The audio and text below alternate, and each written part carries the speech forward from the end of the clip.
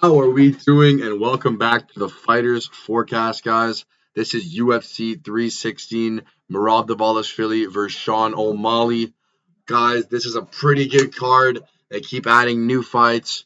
Um, Seems like a banger card. Let's break it down. Let's get into it, guys. First fight of the night, we got Mikel Marderos against Mark Chwensky. Mark Chwensky is a grappler. He is a wrestler, but he does train with Anthony Pettis, uh, predominantly a striking guy. They said Mark has some decent footwork, some decent striking in this matchup. I think Mikel Marderos is the more complete fighter here. It really depends on how good his takedown defense is going to be. Mark Chwensky is a world-renowned grappler. He's a three-time D3 All-American wrestler. Mikel Medeiros is a way better striker than this guy. It's just, can he keep the fight standing? I don't know, to be honest. I think the line is correct here. I think Mikel Medeiros should win this fight, but it all depends on if Mikel Medeiros can stuff the takedowns and stay on the feet. I think he does. I think Mikel Medeiros wins this fight, and I think it's by KO or decision. Next fight is Quinlan Selkid against Yanal Ashamush. What a stupid name that is. Anyways, the fucking 70s porn star Quinlan Salkid looks like a fucking stud. He's gonna walk right through this fucking guy. I think Quinlan Sunland KOs this guy. I think he's very, very complete. I think Quinlan Salkid can run through Yanal Amosh. His striking's better. His grappling's on par. I think the line makes sense. Quinlan Salkid is the pick here, guys. I think he KOs him. Next fight, we got Jakesa Guy against Jusang Wu. A lot of people are on this Jusang Wu guy that they say is the next coming of Conor McGregor. Um, he's fighting Jakesa Guy. He lost to Weston Wilson. That's really all I got to say. Jekka is not good at fighting. He's a bomb or be killed type of fighter. Jusang Wu is complete. He has good grappling, but he has even better striking. It is Conor McGregor-esque type striking of Jusang Wu. Jakai is just a bomb or be killed fighter. He has no technique whatsoever, but if he connects, he'll push you out. Jusang Wu is going to win this fight. He's the way better striker, guys, way better wrestler, just a way better fighter in this matchup. And yeah, he's going to get the job done here. Moving on to Wang Kong versus Ariane Lipski. Wang Kong's going to win, but we don't bet on women's fights, guys, but Wang Kong will win. Next fight is Chaos Williams against Andreas Gustafsson. Guys, if you did not get the honor to watch Andreas Gustafsson in his UFC Dana White Contender Series debut, he is an absolute monster with the knees in the clinch, with the control time against the cage. Now, I'm not sure if he's going to be able to do this to Chaos Williams. Chaos Williams, an athlete, he's a very strong dude, but Chaos Williams is also bomb or be killed type of fighter. He has massive power, but if he does not connect, he normally gets picked apart. He normally gets laid on, which I think happens here. I think Andreas Gustafsson is going to withstand that first round. I think he's going to clinch him against the fence, make him tired, make him work. I think Andreas Gustafsson is a better fighter everywhere in this matchup. I don't understand how he is the underdog. I think he wins this fight by clinching, by elbows, by knees, just like he stroked and beat Pat Pitlick. So give me Andreas Gustafsson in this matchup, guys. Next fight is a very, very close one where all my friends are kind of split, guys. We have Sergey Spivak against Waldo Cortez Acosta. I'm on the Sergey Spivak side. If I had to pick a side, I'd pick him. A lot of my friends are on the Waldo Cortez Acosta fight. I understand Sergey Spivak has no hands, but his wrestling is phenomenal. And Waldo Cortez Acosta does love to throw that big overhand right and clinch. That is not something you want to do against Sergey Spivak, guys. He loves his body locks. He loves his judo. He loves his trips and throws. And I think if Waldo Cortez Acosta fights how he normally does, he will be taken down. He will be laid on, and I think he could get submitted in this matchup, guys. I'm going to take Sergey Spivak.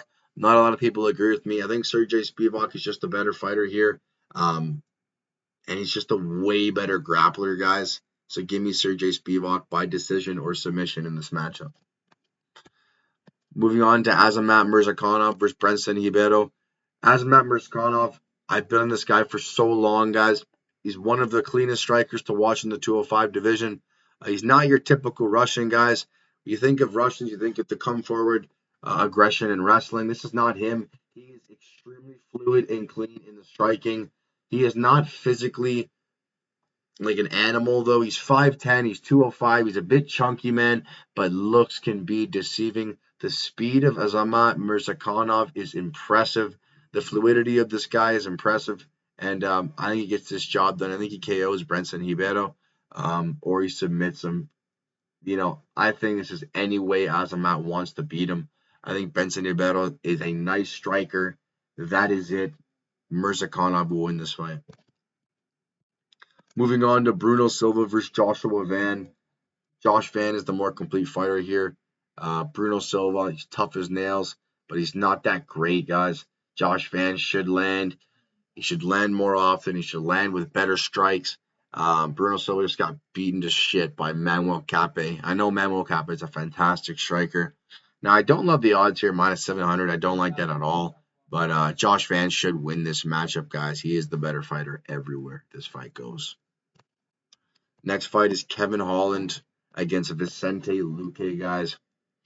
Kevin Holland, me and you got some beef, bro, because whenever I want to put you on the slip, you want to turn into throwing Holland, bro. You don't give a shit about the fucking matchup. You don't give a shit about the guy you're fighting. You're going to smile and laugh and throw your thumbs up, man. Whenever I throw my lumber on you, bro, you always sell me. I'm going to pick you again, though. I think Vicente Luque is a decent grappler. You're a way better striker. I think if Kevin Holland takes this fight even a little bit serious, guys, he can KO Vicente Luque. Vicente Luque has opened up about being anxious before going into the octagon. Guys, we know how that turned out for Bruno Silva against Marc-Andre Barrio. That was my lock of the night in that matchup, guys. Marc-Andre Barrio, because of what Bruno Silva was saying and how he's been fighting. Here it's kind of similar, except that Kevin Holland is not my lock of the night. Kevin Holland is a thrower, but if I had to pick a fighter to win, it is him in this matchup. He is a bit more reliable at 170, so give me Kevin Holland in this matchup. We got Mario Snoozefest Bautista against the newly signed Patchy Mix. Guys, Patchy Mix is a grappler. He is one of the nastiest submission artists in the UFC. Mario Bautista is the better striker here. But can Mario Bautista defend takedowns, guys? That is the question here. Can he defend Patchy Mix climbing on his back, looking for chokes, front chokes, back chokes, anything? Patchy Mix is the real deal when it comes to grappling. I think he chokes out Mario Bautista. The striking gap is there. Mario Bautista is a better striker, but Patchy Mix in the clinch, in the wrestling, on the ground, on your back, Patchy Mix will sub you. So give me Patchy Mix in this matchup. We got Kevin Gastelum against Joe Bodybags Pyfer. Guys, Kevin Gastelum is a fat retard, all right? Kevin Gastelum doesn't take his career seriously, and he's fighting an absolute monster in Joe Pyfer. Joe Pyfer is going to KO this guy or bring him by a dominant decision. We know Kevin Gastelum has a granite chin, but Joe Pyfer hits hard. Kevin Gastelum's not real, guys. He is a meme. Kevin Gastelum is just not that guy. He has all the talent in the world, but does not want to work. Joe Pyfer is a bit of a douchebag, to be honest. Bit of a douchebag. We're still going to pick him to win this fight. If he doesn't win this fight, he's going to be clowned tremendously by everybody. Plus, he's the better fighter wherever this fight goes. We have Kayla Harrison against Juliana Pena. I have Kayla Harrison. Not betting it. It's women's MMA. We don't touch that. Last fight is Merab Vs against Sean O'Malley. Guys, I have been on Merab Vs ever since Marlon Morales fight. Ever since he fought Peter Yan, I've been on Merab Vs. The cardio is different. The wrestling is different. The pressure is different. Merab Vs is different, guys. You could go as far as calling him the GOAT of this division, but he is rematching Sean O'Malley. Sean O'Malley is one of the most dexterous of a strikers you could ever imagine in the UFC, guys. He is as clean as can be in the striking department, but can he defend the takedowns of Merab Vs, guys? The more I think about this fight, the more I kind of want to lean on the Sean O'Malley side, but I'm not going to. I never pay against my guy.